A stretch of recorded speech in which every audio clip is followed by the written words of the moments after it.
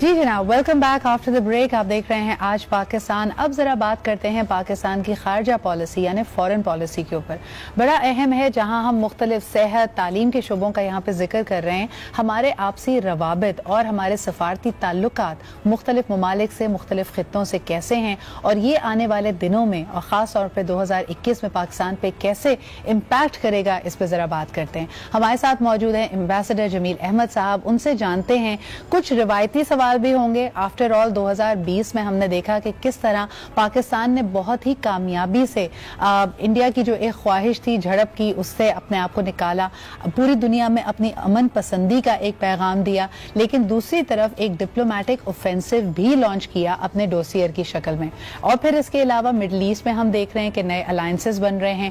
Covid کی وجہ سے جو دنیا تبدیل ہوئی ہے، اس میں ٹریول ایڈوائزری سے لے کے اکنامک روابط تک ہر چیز کا انحصار اس پہ ہے کہ آپ کے سفارتی یہ ذرا اس کو ایکسپلور کرتے ہیں. السلام علیکم ایمبیسڈر جمیل صاحب and a very happy new year to you. Same to you and to your viewers. بہت شکریہ سر. مجھے یہ بتائیے گا، شروعات کرتے ہیں ہمارے پڑوسی اور روایتی حریف یعنی انڈیا سے، جن سے پاکستان تو بہتر تعلقات کا خواہش مند ہے، لیکن ایسا نہیں لگتا کہ انڈیا کی اور خاص طور پہ نریندر مودی صاحب کی پالیسیز میں یہ شامل ہے.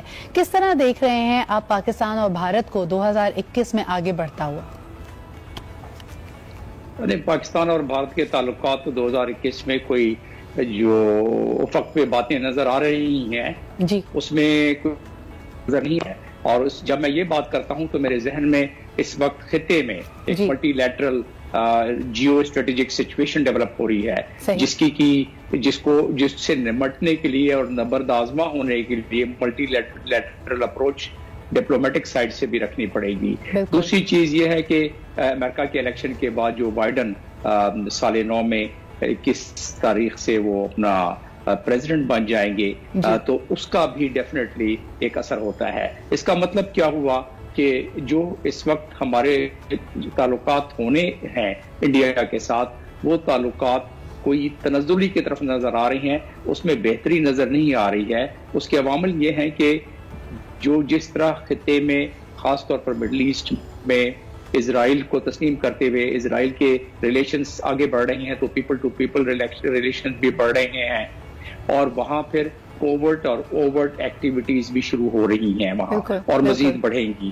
ایمبیسڈر جمیل صاحب، آپ نے بڑا اچھا یہاں پہ نقطہ اٹھایا پریزیڈنٹ جو بائیڈن کو لے کر، اور مجھے یاد آ رہا ہے کہ جو پوری دنیا سے حامی اور سپورٹ اور حمایت کی بات کی جا رہی تھی، تو میں نے یہ دیکھا تھا کہ پتہ نہیں ان کے اندازوں کے مطابق، ان کی سٹڈیز کے مطابق پاکستان میں شاید لوگ خواہش مند تھے کہ ڈونلڈ ٹرمپ دوبارہ پریزیڈنٹ بن جائیں، اور جو بائیڈن صاحب کا جو نیلے رنگ کا ڈیموکریٹس کا انہوں نے دکھانا تھا، وہ انہوں نے دکھایا انڈیا کو، کہ انڈیا حمایت کر رہا تھا جو بائیڈن صاحب کے پریزیڈنٹ بننے کی. اس میں کتنی صداقت ہے، اور کیا اس کا کوئی اثر پڑے گا پاک بھارت تعلقات پہ؟ دیکھیں، سب سے اہم جو ہوئے تھے، معاہدے ہوئے تھے، وہ اوباما کے زمانے میں انڈیا کے ساتھ ہوئے تھے. صحیح. مطلب وہاں سے ہی ایک پختہ بنیاد رکھی گئی تھی، جبکہ گجرات میں پورا نیول بیس لاجسٹک کے حوالے سے، اور بیسیکلی آپریشنل بیس ہے وہ، اور اسی طریقے سے بہت سارے اور معاہدے ڈیفنس کے تناظر میں ہوئے تھے وہاں. اس میں سونے پہ سہاگا، اس کی تواتر کو برقرار رکھتے ہوئے ٹرمپ نے بھی کر دیا، جس میں کہ اب سیٹلائٹ کے ذریعے ان کی مانیٹرنگ پوری خطے پہ اتنی ہو گئی ہے کہ جس میں ان کا ویپنری سسٹم اور زیادہ افیکٹو ہو جائے گا. تو یہ تمام چیزیں اگر دیکھا جائے تو یہ جو بائیڈن کے آنے کے بعد، اور پھر اگر آپ دیکھیں تو جتنی بھی ایگریسو اور جتنے بھی کانفلکٹس کو بڑھاوا دیا گیا ہے، وہ ڈیموکریٹس کے وقت میں بھی دیا گیا ہے. ٹھیک ہے، بش کے زمانے میں عراق کا ہوا اور باقی سلسلہ، لیکن اس کی زیادہ تر یہ ہوا ہے. تو اس وقت اس ہٹ سے ہٹ کر ایک اور تناظر جو ہے وہ یہ ہے کہ اس وقت وائس پریزیڈنٹ، جو کہ بہت بال وائس پریزیڈنٹ آنے لگی ہیں امریکہ کی، اور کیونکہ وہ ہندوستان سے ان کا تعلق ہے، اور انڈین نژاد ہیں. اچھا، حالانکہ وہ خود اس چیز کو بڑا ڈاؤن پلے کرتی ہیں، لیکن بہرحال ایک لوگوں نے ان کی نگاہیں تو مرکوز ہیں دیکھنے کے لیے کہ کس طرح ہینڈل کریں گی. کمنگ ٹو اندر region all together, ambassador Jamil, آپ مڈل ایسٹ میں جو نئے الائنسز بن رہے ہیں ان کا کیا فیوچر دیکھ رہے ہیں اس سال میں 2021 میں؟ کس طرف جا رہے ہیں تعلقات، اور خصوصاً پاکستان کے لیے؟ کیونکہ OIC نے اس دفعہ ہم نے دیکھا کہ انڈیا کو تو مدعو نہیں کیا، لیکن وہاں پہ کیا صورتحال ہے، کیا ہو رہا ہے مڈل ایسٹ میں؟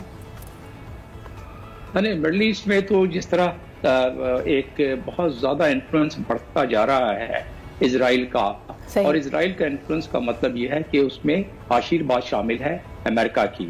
اور جب ہم بات کرتے ہیں اسرائیل امریکہ کی تو خود بخود انڈیا کی بھی بات آ جاتی ہے.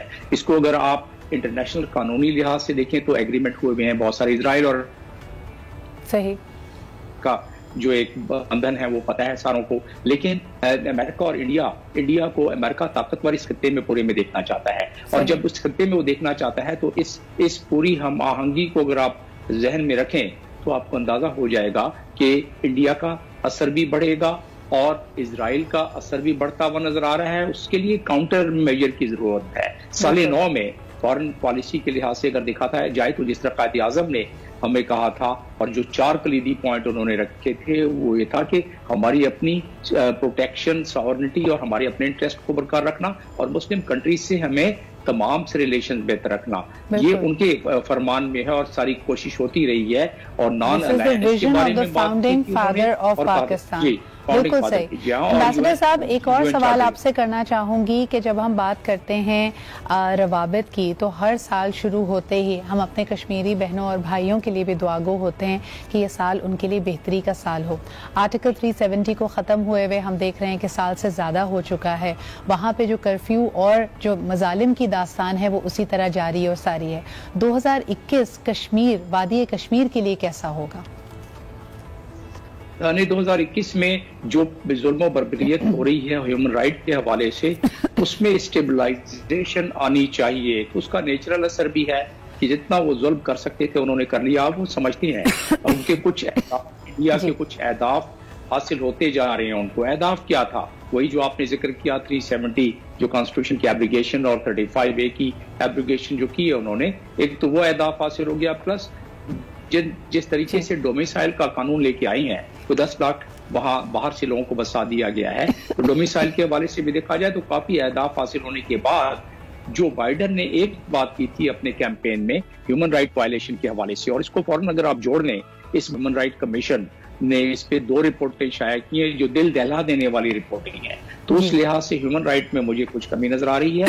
جہاں تک جو انڈیا کر چکا ہے اس سے واپسی 2021 میں نظر نہیں آ رہی ہے. لیکن پاکستان اگر اس پہ کاؤنٹر میجر لے اور ہیومن رائٹ کے معاملے کو اٹھا کے پھر جو باقی معاملات جو 6 سے زیادہ ہمارے سیکورٹی کونسل کی ریزولوشن ہے کشمیر کے حوالے سے، اور کشمیر جو کہ ہمارا ہاٹ سپاٹ بنا ہوا ہے اس کے حوالے سے اگر کاؤنٹر میجر کے طور پر اپنے ڈپلومیٹک ایفرٹس کو مزید بڑھائے تو شاید دنیا اقوام تھوڑا سا ساتھ دے دے.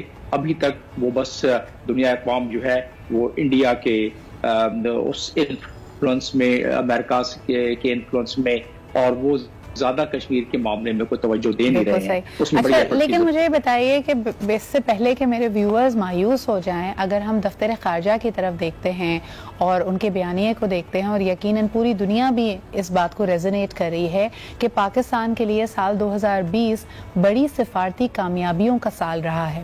اس کی کیا وجہ ہے؟ یہ آپ اس کو یعنی کس طرح دیکھ رہے ہیں کہ یہ سفارتی کامیابیاں ہمیں کس طرف کو لے کے جا رہی ہیں؟ کس چیز کو آپ پاکستان کی بڑی سفارتی کامیابی مانیں گے اس گزشتہ سال میں؟